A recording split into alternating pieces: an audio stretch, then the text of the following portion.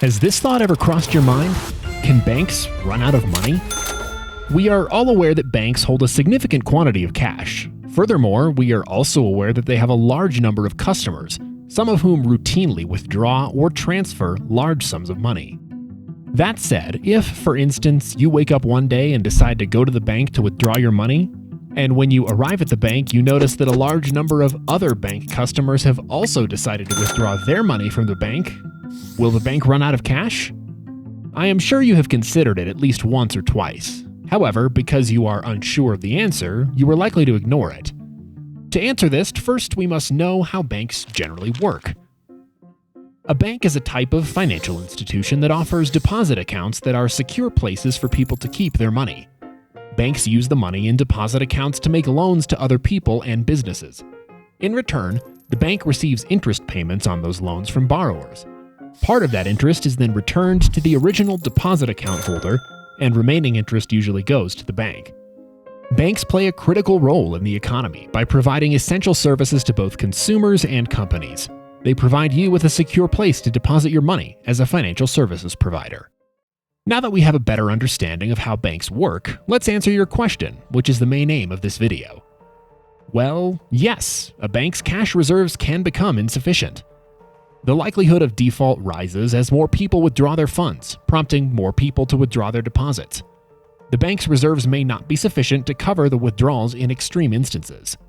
Given that the majority of banks do not have enough cash in their branches, it is possible that they will be unable to issue everyone's funds. This is referred to as a bank run. Of course, one of the most important functions of banks is to provide loans, and they do it by using your deposits. In fact, most banks have a defined limit on how much money they can retain in their branches due to security concerns. In normal times, only a small percentage of deposits are claimed at any given time. Therefore, the bank's cash reserves are sufficient to meet demand. If that isn't the case, the Federal Reserve can issue the funds as a loan as long as the bank is stable. So, why is a bank run bad? Negative feedback loops created by bank runs can bring down banks and lead to a more systemic financial crisis. Because a bank may only have 10% of the cash represented by overall deposits on hand, if 20% of customers demand their money back, the bank will simply not have enough cash on hand to repay them. If, however, the pace of withdrawals was to be staggered and spread out over time, the bank would probably be able to come up with the cash required.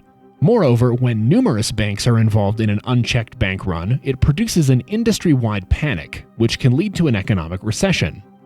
Bank runs can be traced back to the early days of banking, when goldsmiths in Europe in the 15th and 16th centuries would issue paper receipts payable for physical gold in excess of their stock.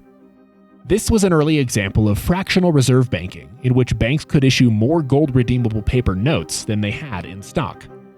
Bank runs are frequently associated with the Great Depression in contemporary history. Following the stock market crash of 1929, American depositors became frightened and sought sanctuary in actual currency. In Tennessee, the first bank failure owing to widespread withdrawals happened in 1930. The United States government established many regulatory measures in reaction to the bank runs of the 1930s, notably the Federal Deposit Insurance Corporation, FDIC, which currently insures depositors up to $250,000 per financial institution. Since the 1930s, institutions put in place during the Great Depression have prevented bank runs in the United States, even during times like the 1980s and 1990s savings and loan crisis. However, during the financial crisis of 2008-2009, there were numerous notable bank runs. The U.S. Office of Thrift Supervision shut down Washington Mutual, WAMU, the sixth largest American financial firm at the time, on September 25, 2008. Depositors withdrew more than $16.7 billion in deposits over the next few days, causing the bank to run out of short-term cash reserves. And it became the largest failed bank in the history of the United States. Wachovia Bank was shuttered the next day for similar reasons, when depositors withdrew nearly $15 billion over a 2-week period after Wachovia revealed negative profitability earlier that quarter. The majority of the withdrawals at Wachovia were focused in commercial accounts with balances in excess of the $100,000 limit insured by the Federal Deposit Insurance Corporation, FDIC, bringing those balances down to just below the FDIC limit. Landsbanki, Iceland's second largest bank, was placed under government receivership on October 6, 2008. The Icelandic government invoked emergency powers to remove Landsbanki's board of directors and seize control of the bank. Prime Minister Gerharda also rushed legislation through parliament to provide a £400 million loan to Kaupthing, the country's largest bank. Iceland has begged with Russia to extend a $3 billion credit line after Western countries declined to help.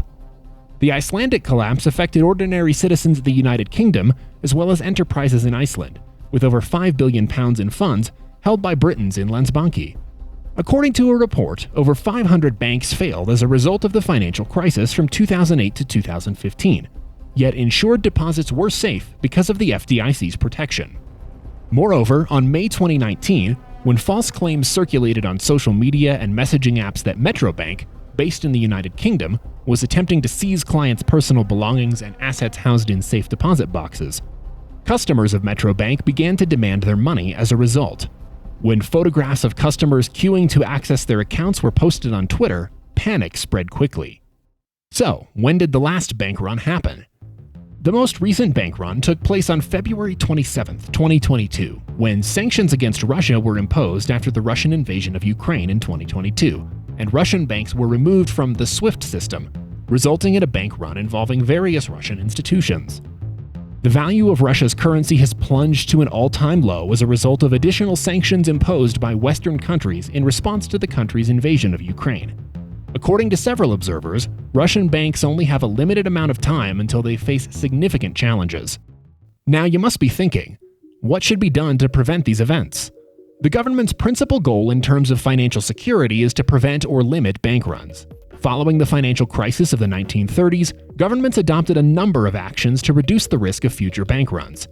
The most significant was the establishment of reserve requirements, which compel banks to keep a specific percentage of total deposits on hand as cash. In addition, the Federal Deposit Insurance Corporation, FDIC, was also founded by the United States Congress in 1933. This institution covers bank deposits and was established in reaction to the numerous bank failures that occurred in the previous years. Its goal is to keep the financial system in the United States stable and secure. So, what else must be done? A government guarantee is also an important part of the financial safety of the banks. Government guarantees makes bank liabilities information insensitive, meaning that news concerning a bank's asset performance has no effect on the attractiveness of holding that bank's obligations. And even if one bank were to fail, there would be no incentive to run on any other bank. Panic can also be avoided by providing credible guarantees. Governments may also issue implicit promises in addition to stated guarantees. Banks, on the other hand, would have to take a proactive strategy for the future as well. Here are a few pointers they can use in this regard. 1. Insure deposits. Banks must reassure the public about the safety of their deposits, which progressively alleviates the worry. People's fears usually dissipate once they learn that their savings are protected by the government. 2. Borrow.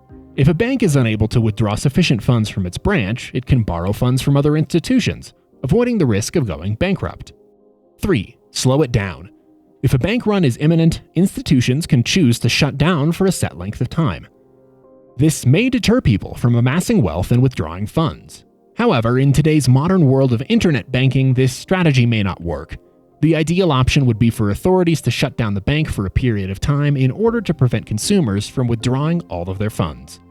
4. Term deposits. A bank can encourage customers to make term deposits in order to receive a portion of the money invested. Customers can only withdraw money when a set period of time has passed, not on demand. Even if clients remove other deposits, a bank can withstand a bank run if term deposits account for a large portion of its liabilities. Hence, it's all about prevention and cure when it comes to bank run damage. So, the bottom line. Bank runs are a scary thought that can result in bank losses and collapses, as well as economic downturn. However, today's availability of deposit insurance makes them less likely. As an individual, you can also play a part by keeping your money in insurance, as it can reduce the panic that leads to bank runs and even help to support the economy. If you found this video informative and enjoyed the content, make sure to subscribe to our channel and hit the like button as well. And if you have any questions, feel free to ask us. We will be happy to answer them for you. Thank you for watching.